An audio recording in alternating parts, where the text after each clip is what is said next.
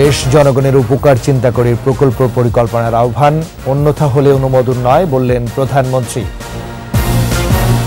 সিলেটে গৃহকর বৃদ্ধিতে নগরবাসীর ক্ষোভ, বর্তমান ও সাবেক মেয়রের পাল্টাপাল্টি অভিযোগ। ফিলিস্তিনকে জাতিসংঘের সদস্য করতে প্রস্তাব পাস, যুক্তরাষ্ট্র ইসরায়েল সহ 9 দেশের বিরোধিতা।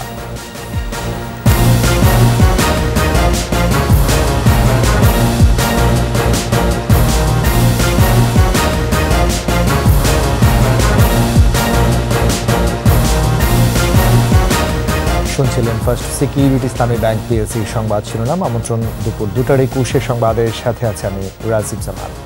আর দর্শক, 21 টেলিভিশনের সংবাদ একই সাথে সরাসরি দেখতে পাবেন আমাদের ফেসবুক পেজ www.facebook.com/2124 অনলাইনে।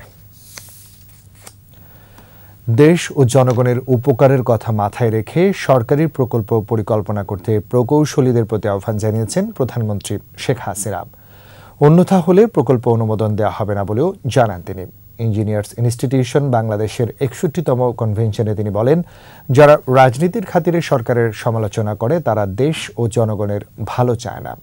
সোহেল তালুকদারের ক্যামেরায় বিস্তারিত জানাচ্ছেন ফারজানা শোভা। রাজধানীর ইঞ্জিনিয়ার্স ইনস্টিটিউশন বাংলাদেশের 61তম কনভেনশনে যোগ দেন প্রধানমন্ত্রী শেখ হাসিনা। উদ্বোধন করেন দেশের প্রকৌশলীদের সবচেয়ে বড় সম্মেলনের। প্রকৌশলী নেতাদের বক্তব্যের পর কৃতি প্রতিষ্ঠান ও ব্যক্তির হাতে পুরস্কার ও সনদ তুলে দেন সরকার প্রধান। বক্তৃতায় প্রধানমন্ত্রী প্রকৌশলীদের উদ্দেশ্যে বলেন, যে কোনো পরিকল্পনা অবশ্যই পরিবেশ বান্ধব, টেকসই ও মিতব্যয়ী হতে হবে, অন্যথায় প্রকল্প অনুমোদন পাবে না।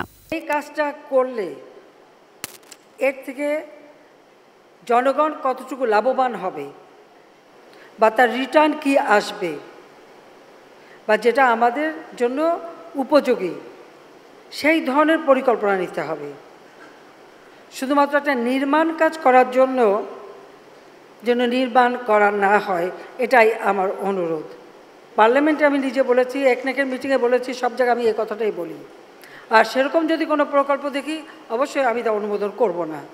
একটি বিশেষ মহল সরকারের কোনো ইতিবাচক পদক্ষেপকে ভালো চোখে দেখে না, কারণ তারা দেশ ও জনগণের উন্নয়ন চায় না বলেও মন্তব্য করেন তিনি। কিন্তু এই যে কিছু ভালো লাগে না গোষ্ঠী, তাদের যে অহেতুক সমালোচনা, আমি জানি না এর পরবর্তীতে যখন এগুলি হয়ে গেছে, তার সুফলটা যখন মানুষ ভোগ করছে আনন্দের সাথে, মানুষের জীবনযাত্রা সহজ হয়েছে, তাতে তাদের কি অসুবিধাটা হচ্ছে, নাকি তারা লজ্জা পাচ্ছেন কিনা। প্রাকৃতিক দুর্যোগ মোকাবেলার ক্ষেত্রে অবদান রাখতে প্রকৌশলীদের আহ্বান জানান প্রধানমন্ত্রী। Smart population, smart government, smart economy, smart society, সেইভাবেই বাংলাদেশকে গড়ে তুলব। আর সেটা করার জন্য আমি প্রকৌশলীদেরই বলবো, আপনারাও আপনাদের মেধা মনন দিয়ে পরিকল্পনা কী নেওয়া যায়, কিভাবে এগোনো যায়, কোন কোন খাতকে আমরা আরও অগ্রাধিকার দিতে পারি, সেটা আপনাদের পরামর্শ চাই, কারণ যেটা আমাদের কাজে লাগবে। অর্জনগুলো ধরে রেখে সময়ের প্রয়োজনে দেশে কর্মসংস্থান বাড়ানো এবং বৈদেশিক বাজার সৃষ্টিরও তাগিদ দেন প্রধানমন্ত্রী শেখ হাসিনা। আমরা সরকার গঠনের পর থেকে এই বাংলাদেশ যাতে আরও উন্নত হয়, তার জন্য যা যা করণীয় আমরা তা করেছি। ফারজানা শোভা, 21 টেলিভিশন, ঢাকা। সিলেট সিটি কর্পোরেশনের গৃহকর বেড়েছে কয়েক গুণ। হঠাৎই এভাবে কর বাড়ায় ক্ষুব্ধ নগরবাসী। তবে কর বাড়ানো নিয়ে শুরু হচ্ছে দোষারোপের রাজনীতি। মেয়র আনোয়ারুজ্জামান চৌধুরী জানিয়েছেন, আগের পরিষদের সিদ্ধান্ত তিনি বাস্তবায়ন করেছেন। তবে সাবেক মেয়র আরিফুল হক চৌধুরী বলেছেন, সমীক্ষা হলেও কর ধার্যের বিষয়টি স্থগিত ছিল। সিলেট বিভাগীয় প্রতিনিধি ওয়েস খসরু রিপোর্ট জানাচ্ছেন মাসুম আলী সাব। 2019 সালে নগরের সাবেক পরিষদ পুরাতন 27 ওয়ার্ডে অনুসন্ধান করে 76,000 বাসার গৃহকর নির্ধারণ করেছিল। সেটি পরিষদের সভায় গ্রহণ করে মন্ত্রণালয়ের অনুমোদন নেওয়া হলেও তা কার্যকর করা হয়নি। নতুন পরিষদ এসে মন্ত্রণালয়ের আদেশ বাস্তবায়ন করতে গেলে গৃহকর কয়েক গুণ বেড়ে যাওয়ার অভিযোগ উঠেছে। এর সিদ্ধান্তের বিরুদ্ধে আন্দোলনে নেমেছেন নগরবাসী। ধার্য করা নতুন করকে অযৌক্তিক দাবি করে প্রত্যাহারের আহ্বান জানিয়েছেন তারা। 500 থেকে 1000 পর্যন্ত বাড়ানো হয়েছে, এটা অযৌক্তিক অন্যায়। যারা কর দিবেন তাদের মতামত না নিয়ে যদি কর নির্ধারণ করা হয় থাকে, এই পদ্ধতিটা অবৈধ। যদি করে যান তাহলেও সেটা বর্তমানে যৌক্তিক মনে করেছেন বলেই তো প্রকাশ এইভাবে দাবি করেছেন। এটা গুরুতর অন্যায়, গুরুতর নাগরিকদের সাথে আলোচনা করে পুনরায় ফুল ডেট নির্ধারণ করার জন্য আমরা আহ্বান জানাচ্ছি। এদিকে সাবেক মেয়র আরিফুল হক চৌধুরী দায় না নিয়ে জানিয়েছেন, পরিষদের সঙ্গে আলোচনা ও গণশুনানি না করে নতুন আরোপিত গৃহকর বাস্তবায়নের উদ্যোগ নেয় পরিস্থিতি জটিল হয়েছে। এটা উচিত ছিল ওনাকে পরামর্শ দেওয়া যে যেসব কারণে স্থগিত হয়েছিল সেই সব স্টেক হোল্ডারদের সঙ্গে আলোচনা করে যে জায়গাটার কারণে স্থগিত হয়েছে সেটাকে আলোচনা করে যদি এটা বৃদ্ধি করা হতো তাহলে আজকে এই সমস্যা হতো না। আর বর্তমান মেয়র আনোয়ারুজ্জামান চৌধুরী আগের পরিষদের রেখে যাওয়া কর বাস্তবায়ন করছেন বলে জানিয়েছেন। তবে এরই মধ্যে আপত্তি আবেদন গ্রহণ করা হচ্ছে বলেও জানান তিনি। আমরা তাদের অ্যাপিল শুনবো এবং তারা তাদের বক্তব্য দিতে পারবেন। যদি কেউ বেড়ে থাকে এটা কমানোর সুযোগ আছে। নতুন আরোপিত কর বাতিল করে আলোচনার মাধ্যমে যৌক্তিক কর আরোপের উদ্যোগ নেয়ার আহ্বান নগরবাসীর। মাসুম আলিসা, 21 টেলিভিশন। উল্লেখযোগ্য খাবারের মূল উপাদান মূলত কার্বোহাইড্রেট নির্ভর। দীর্ঘ সময় কাজ করার জন্য এটি উপাদেয় হলেও তা পরিহারের পরামর্শ পুষ্টিবিদদের। স্টেপল ফুডের পাশাপাশি তাই দরকার প্রোটিন ও সবজি। সেসব বিবেচনা করে ফসলের নয়াজাত উদ্ভাবনের নজর দিয়েছে কৃষি গবেষকরা। স্টেপল ফুড নিয়ে মফির রহমানের ধারাবাহিক প্রতিবেদনের আজ দেখুন শেষ পর্ব।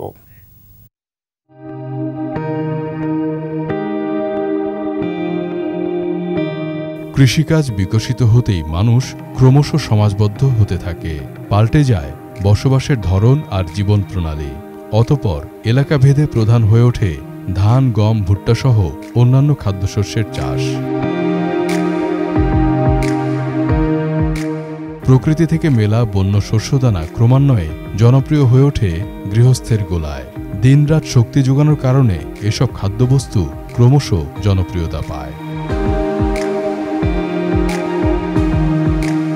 গোত্রভেদে স্টেপল ফুড যে যাই খাক না কেন, এর মূল উপাদান কার্বোহাইড্রেট। পুষ্টিবিদদের পরামর্শ, কার্বোহাইড্রেট শরীরের জন্য দরকার আছে, তবে তা অতিরিক্ত নয়। সিরিয়াল বা আমাদের কার্বোহাইড্রেট হচ্ছে আমাদের প্রধান খাদ্য। তাহলে আমার বার্গার কেন না? বার্গার তো তৈরি হচ্ছে সিরিয়াল থেকে। স্যান্ডউইচ কেন না? এটাও তো সিরিয়াল থেকে তৈরি। তাহলে এটা যেটা উত্তর হচ্ছে সেটা হচ্ছে এই খাবারগুলো ব্যালেন্স না। এখানে শুধুমাত্র কার্বোহাইড্রেট আর ফ্যাটই থাকে, শুধু দুইটা উপাদান থাকে। কিন্তু আমাদের প্রতিদিন আমাদের যে খাদ্য চাহিদা আমাদের দরকার, সেখানে আমাদের সবগুলো উপাদান বা ডাইভার্সিফাইড ফুড যদি থাকে, তাহলে আমার খাবারে থাকতে হবে কার্বোহাইড্রেট, থাকতে হবে প্রোটিন, থাকতে হবে ফ্যাট, থাকতে হবে মিনারেল, থাকতে হবে ভিটামিন এবং যথেষ্ট পরিমাণে পানি। খাদ্য তালিকার 55 থেকে 65 ভাগ পূরণ করতে হবে ভাত বা রুটি জাতীয় খাবার দিয়ে। সেমি স্টেপল অর্থাৎ মাছ, মাংস বা অন্যান্য প্রোটিনও থাকতে হবে 25 ভাগ, আর 15 ভাগ থাকতে হবে ফ্যাট। এছাড়া প্রতিদিনের খাদ্য তালিকায় 300 গ্রাম সবজি ও 100 গ্রাম ফল থাকাটাও জরুরি। ওয়ার্ল্ড হেলথ অর্গানাইজেশন আমাদেরকে যে তথ্যটা দেয় সেটা হচ্ছে একজন মানুষ যদি সুস্থ থাকতে হয়, রোগ থেকে রক্ষা পেতে হয়, তাহলে তাকে দিনে 400 গ্রাম ফলমূল শাকসবজি খেতে হবে। তার মধ্যে 100 গ্রাম হচ্ছে ফল আর বাকি 300 গ্রাম হচ্ছে শাকসবজি, ফলমূল শাকসবজি মিলে। তো এই পরিমাণটা তাকে খেতে হবে প্রতিদিন। জলবায়ুর প্রভাব ও মানুষ বৃদ্ধির কারণে খাদ্যের চাহিদার অনেকটাই অপূরণীয় থাকছে। সেজন্য ধানের নতুনজাত উদ্ভাবনে মনোনিবেশ বিজ্ঞানীদের। আমরা এখন কিন্তু ক্রপ ডাইভার্সিফিকেশনে যাচ্ছি। ডাইভার্সিফিকেশন হলো আমাদের জমিতে বিভিন্ন ধরনের ফসল চাষ করবো, একটি বা দুইটা ফসল এসে মতো থাকবো না। বিভিন্ন ধরনের carbohydrate, fat, vitamin, vegetable, fruit ইত্যাদি বিভিন্ন ধরনের ফসল, ফাইবার ইত্যাদি ফসল চাষ করবো। মানুষের খাদ্যাভ্যাসে পরিবর্তন আনার পরামর্শ দিয়েছেন বিজ্ঞানীরা। এজন্য কিনোয়ার মতো অতিমাত্রায় পুষ্টিগুণ সম্পন্ন ফসলজাত উদ্ভাবনের পক্ষে মত দেন পুষ্টিবিদরা। কিনোয়া নামে একটা ক্রপ আছে, সেটা যদি সেটা তো ভিটামিন, প্রোটিন, ফ্যাট সবই বেশি। তাই এই সমস্ত ফসল আমরা নতুন ফসলের চিন্তা করছি যদি আমরা ইন্ট্রোডিউস করতে পারি। সেই সাথে যদি আমরা হুইটটাকে আরও বাড়াইতে পারে, তো হুইটের থেকে মেইজ আমরা বেশি প্রোডাকশন করতে পারবো আমাদের দেশে। প্রায় 6000 বছর আগে কৃষি বিপ্লবের মধ্য দিয়ে মানবের নতুন এক সভ্যতার সূচনা। কালের বিবর্তনে এক এলাকার ফসল হাজার মাইল ছাড়িয়ে ভিন্ন এলাকায় প্রধান হয়ে উঠেছে। নিরলস গবেষণার মধ্য দিয়ে কৃষি আজ সভ্যতার শিখরে পৌঁছেছে, আর সেই সাথে স্টেপল বা প্রধান খাদ্য হয়ে উঠেছে শরীরবৃত্তের নিত্যকার ঐতিহ্য। মফিউর রহমান, একুশে টেলিভিশন, ঢাকা। নিচ্ছি সংবাদ বিরতি। যখন ফিরছি তখন অন্যান্য খবরের সঙ্গে আরও থাকবে। ভোটের পরিবেশ তৈরি হয়েছে, প্রার্থীদেরকে ভোটার আনার আহ্বান জানালেন কমিশনার রাশেদা সুলতানা।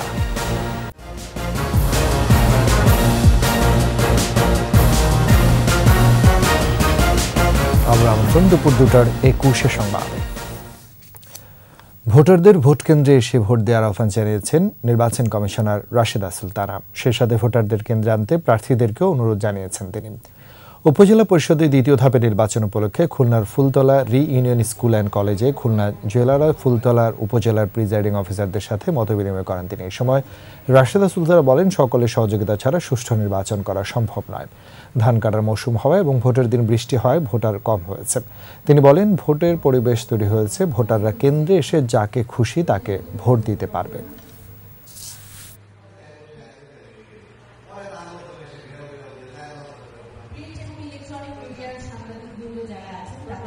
প্রত্যেকের আন্তরিক সহযোগিতা ছাড়া আমরা কিন্তু ইলেকশন সঠিকভাবে নামাতে পারবো না, সর্বাঙ্গীন সুন্দরভাবে নামাতে পারবো না। আমি চাইবো আপনারা যারা এখানে কাজের সাথে জড়িত আছেন প্রত্যেককেই আমাদেরকে সর্বাঙ্গীন সহযোগিতা করবেন। ভোটের পরিবেশ সৃষ্টি হয়েছে, আপনি আসবেন, আপনার ভোট আপনি যাকে ইচ্ছে তাকে দিতে পারবেন। সেই আবহ আমরা তৈরি করেছি, সেটা অব্যাহত আছে, সেটা আরও উজ্জীবিত হবে। আপনারা আসবেন, ভোট দিন। ভোটারকে আকৃষ্ট করার ব্যাপারে আমরা তো করেছি। আমি আপনাদের মাধ্যমে প্রার্থীদের কাছে অনুরোধ করবো, ভোটার আনার দায়িত্ব মেইনলি প্রার্থীদের। পৃথক সড়ক দুর্ঘটনায় নরসিংদীর দিনাজপুর ও গাজীপুরে 6 জনের মৃত্যু হয়েছে। এ সময় আহত হয়েছে আরও 4 জন। ঢাকা সিলেট মহাসড়কের নরসিংদীর 5 থানার চৈতাবু এলাকায় যাত্রীবাহী বাস এবং মাইক্রোবাসের সংঘর্ষে চালকসহ 2 জনের মৃত্যু হয়। এই ঘটনায় আহত হয় আরও 3 যাত্রী। পুলিশ জানায়, ভোরে ঢাকা থেকে ছেড়ে আসা একটি মাইক্রোবাস সিলেটের দিকে যাচ্ছিল। চৈতাবু এলাকায় ঢাকাগামী হানিফ পরিবহন ওভারটেক করতে গিয়ে মাইক্রোবাসের সাথে সংঘর্ষে ঘটনাস্থলে মাইক্রোবাসের চালক আব্দুল সালাম এবং পিয়াল নামের এক যাত্রীর মৃত্যু হয়। দিনাজপুর জেলা সদরের কাউগা মোড়ে নিয়ন্ত্রণ হারিয়ে একটি ট্যাঙ্ক লরি রাস্তার পাশে 4 দোকানে ঢুকে পড়ে এক নৈশ প্রহরী সহ 2 জন নিহত হয়েছে। ট্যাঙ্ক লরি সহ চালক ও হেলপারকে আটক করেছে পুলিশ। এদিকে গাজীপুরের ঢাকা টাঙ্গাইল মহাসড়কের 22 মাইল এলাকায় পিকআপ ভ্যান চাপায় 2 মোটরসাইকেল আরোহী নিহত হয়েছে। গুরুতর আহত হয়েছে আরও একজন। পুলিশ ঘটনাস্থলে গিয়ে মরদেহ উদ্ধার করে শহীদ তাজউদ্দিন আহমেদ মেডিকেল কলেজ হাসপাতালের মর্গে পাঠায়।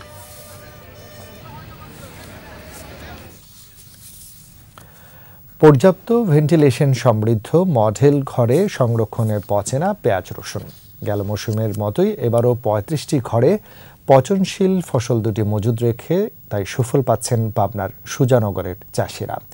কৃষি বিপণন অধিদপ্তর উদ্ভাবিত আধুনিক এই পদ্ধতিতে সমৃদ্ধ হচ্ছে অর্থনীতিও। পাবনা থেকে রাজিউর রহমান রুমির তথ্য ছবিতে মাসুম আলী স্যার প্রতিবেদন। পেঁয়াজ খুবই পচনশীল ফসল। সঠিকভাবে সংরক্ষণের অভাবে নষ্ট হয় দেশে উৎপাদিত পেঁয়াজের 1/3। চাহিদা মেটাতে আমদানি করায় ক্ষতিগ্রস্ত হয় কৃষক। বিস্তীর্ণ জনপদে ব্যাপক উৎপাদনে পেঁয়াজের রাজধানী হিসেবে খ্যাত পাবনার সুজানগর উপজেলা, কিন্তু সনাতন পদ্ধতিতে সংরক্ষণে নষ্ট হচ্ছিল অধিকাংশই। এ অবস্থায় দেশি প্রযুক্তির মডেল ঘরে কৃষক পর্যায়ে পেঁয়াজ রসুন সংরক্ষণ ও বিপণন করছে সরকার। 375 বর্গফুটের মডেল ঘরগুলোতে তাপমাত্রা ও আর্দ্রতা পরিমাপে রয়েছে হাইগ্রোমিটার। পর্যাপ্ত বাতাস চলাচল করায় পচন ধরে না সংরক্ষিত নিত্যপণ্য দুটিতে। 5 জন করে কৃষক ও কৃষানি মিলে 10 জন অংশীদার প্রতিটি ঘরের। 300 থেকে 450 মণ করে পেঁয়াজ সংরক্ষণে উপকৃত হচ্ছেন তারা। জায়গার অভাবে ওতে পেঁয়াজ আমার অনেকটা নষ্ট হয়ে যেত, প্রায় 50% পেঁয়াজ নষ্ট হয়ে যেত। আর এবার যে পেঁয়াজটা রাখছি মাঝে মাঝে আমি হয়তো সাংঘাটি চেক করতেছি, পেঁয়াজটা খুব সুন্দর আছে। এবার পচনশীল এবং যে আমাদের ওয়েটলেস, এটাতে আমাদের উপকৃত হবে এবং আমরা লাভবান হব। যখন ইন্ডিয়ান পেঁয়াজ আসে তখন আমরা কৃষকরা দাম পাই না।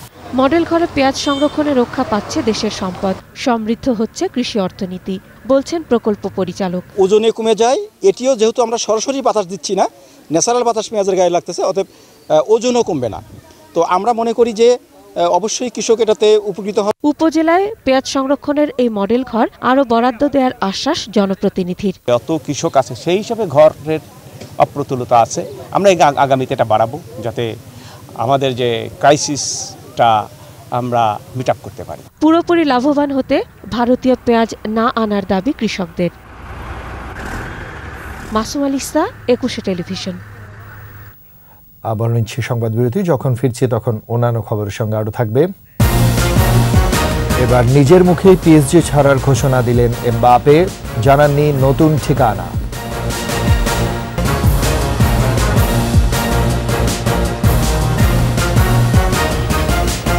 আবারও দুপুর 2টার 21 সংবাদে এবারে ব্যবসা বাণিজ্যের খবর।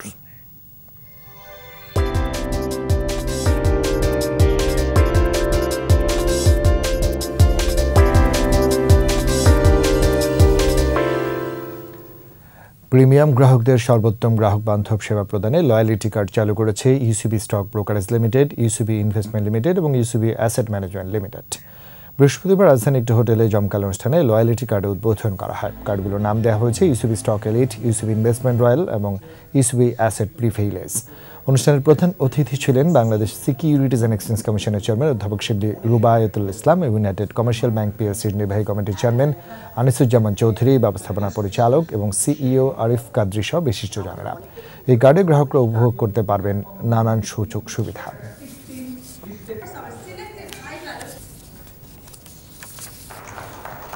এবারে খেলার খবর।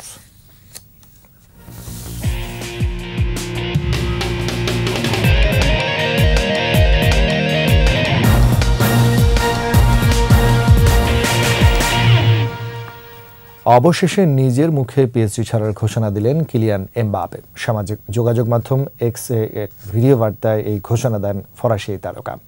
2017 সালে মোনাকো থেকে ধারে পিএসজিতে আসেন এমবাপে। পরের বছরই তাকে কিনে নেয় প্যারিসের এই দলটি।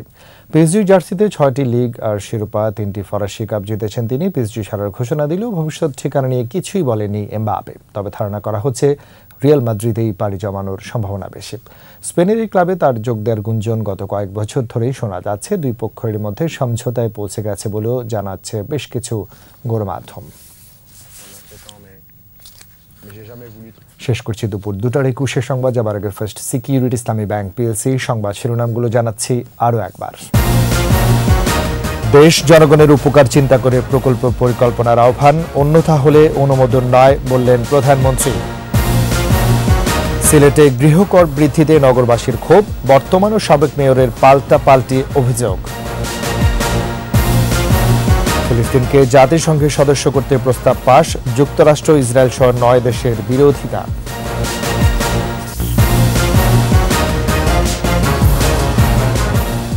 সবশেষ খবর জানতে ডায়াল করুন 202 নম্বর আর ভিজিট করুন 21e-tv.com ওয়েবসাইটে। ছাড়া ফেসবুকে ভিজিট করতে পারেন facebook.com/21e24 অনলাইনে। এতক্ষণ সাথে থাকার জন্য ধন্যবাদ। পরবর্তী সংবাদ সন্ধ্যা 6টায় দেখার আমন্ত্রণ রইল। 21-এর সাথে থাকুন।